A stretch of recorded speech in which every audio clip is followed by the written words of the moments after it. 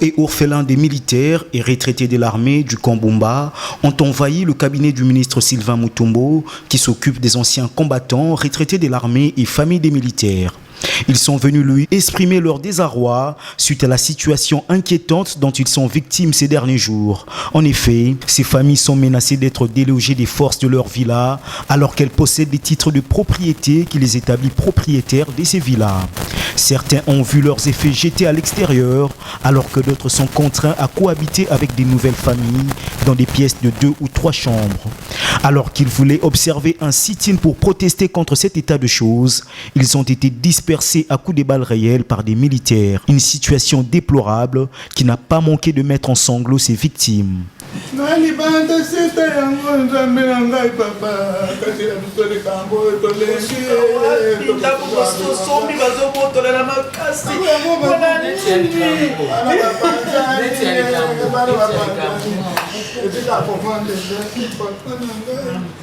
Après échange, le ministre Sylvain Mutombo a promis de s'impliquer pour les remettre dans leurs droits. La première des choses, c'est mettre rapidement une commission en collaboration avec les instructions que j'aurai auprès du commandant suprême pour voir réellement ce qui se passe dans ces camps.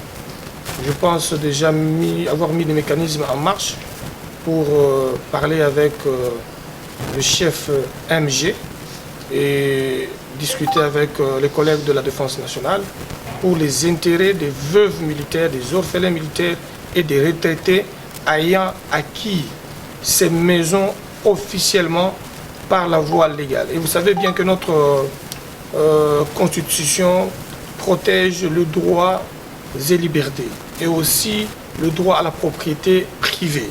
Et ce qui est marrant, les informations à ma possession, qu'il y a des officiers ou des soldats qui se sont mal comportés dans ces camps militaires en bastonnant certains des retraités militaires, certaines de veuves et certains orphelins parce qu'ils trouvent mieux qu'ils doivent les déguerpir et faire occuper d'autres.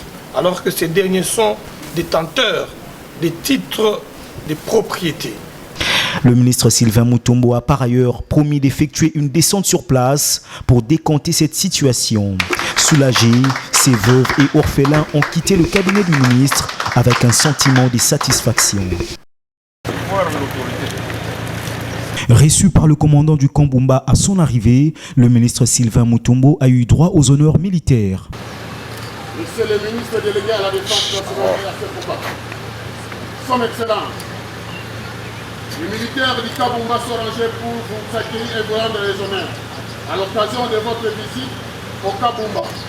Devant vous, le commandant second, Major Olembo Alfani.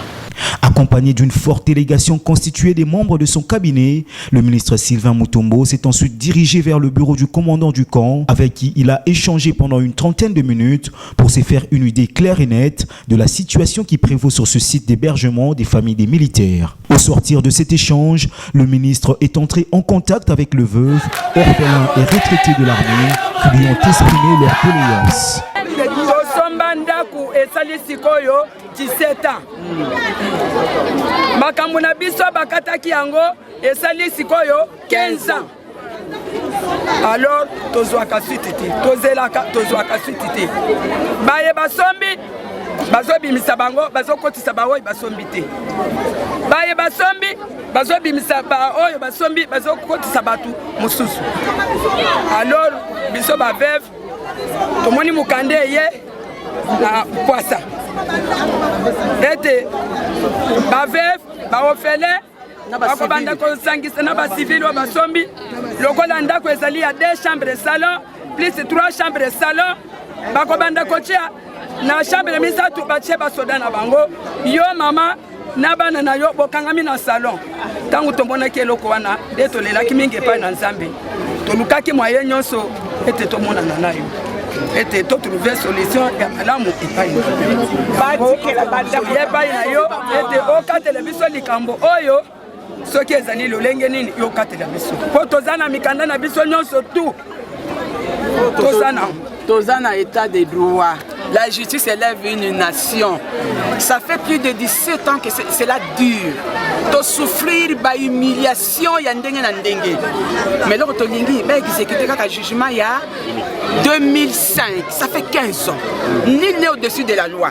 Na bato na se ma pinga ndenge balobaka na biso surtout mi beko za likolo na biso mais autres za ko vivre et la situation moko impossible intenable une petite maison ba cohabiter bino ba confiner bino ngana za na ndaku ya ndeko na ngai ça fait 15 ans à jusaka na ndaku na été comme bilanga oya ya kotisi bato alembongo commandant ya kotisi bato alembongo baliaka mbongo ndeko na nga koma kobela likola ndaku na ye est-ce que c'est normal ye la veuve 7 ans na balabala babwaka ye 7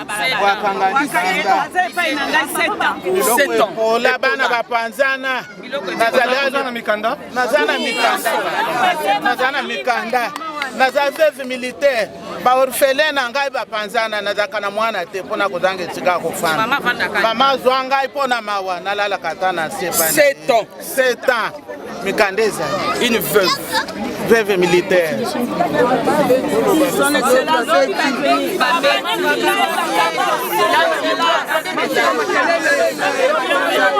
kobana bana bakeleki na bango na KPM kobana lobi na butu na zalaki kuna bana na kata kashe papa lelo ni sila toko na kele papa kese kei ba pare kei bana wa babisi bango na poko awa makolo bila ba kei papa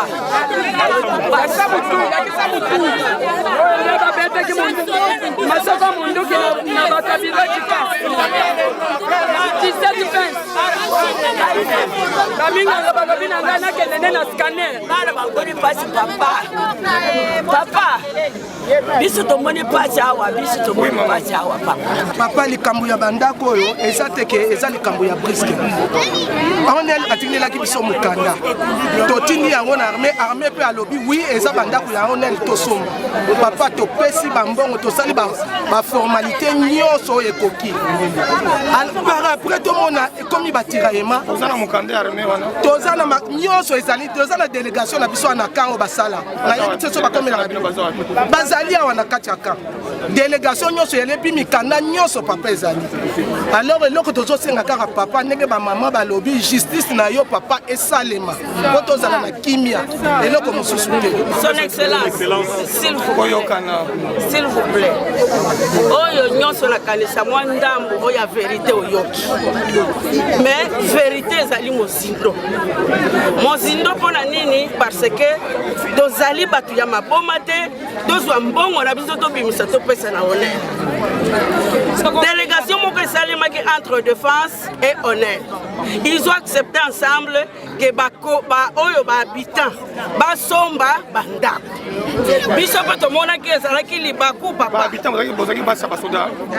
basoda na basi ya basoda baveve tomonaki yango libaku monene base mibali bakufi bamosusu bamibali bazosala 50 ans de service lokola pension ya solo ezalaka te.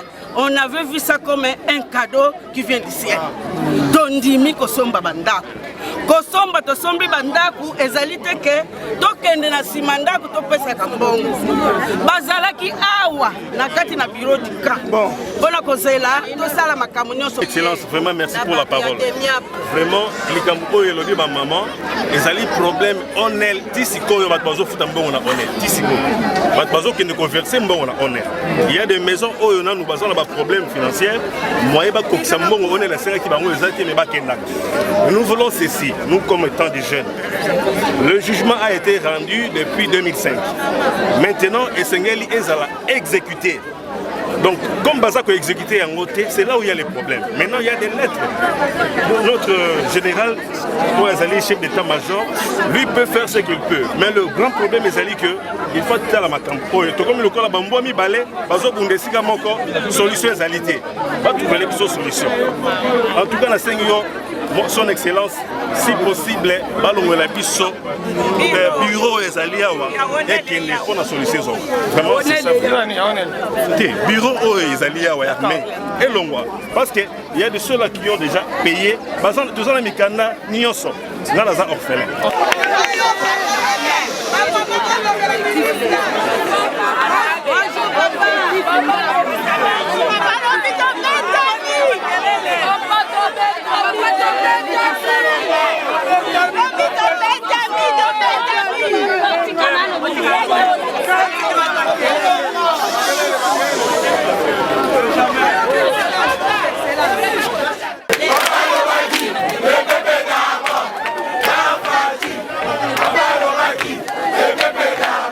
À son tour, le ministre Sylvain Mutumbo a rassuré à ses interlocuteurs que justice sera faite.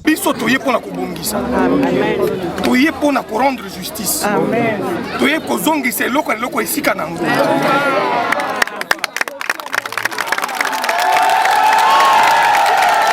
Droit privé est garanti par la Constitution.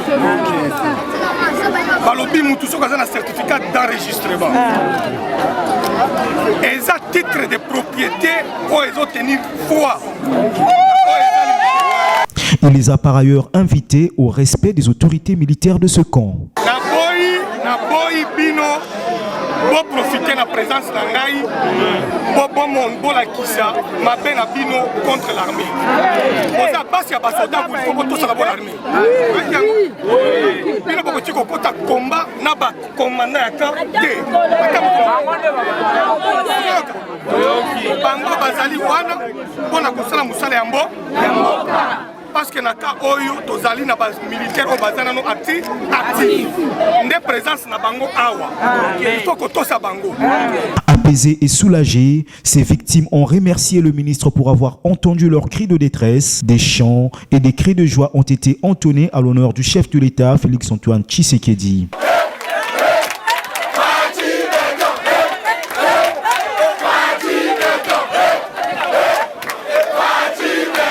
C'est dans cette ambiance que le ministre a quitté le camp Bumba.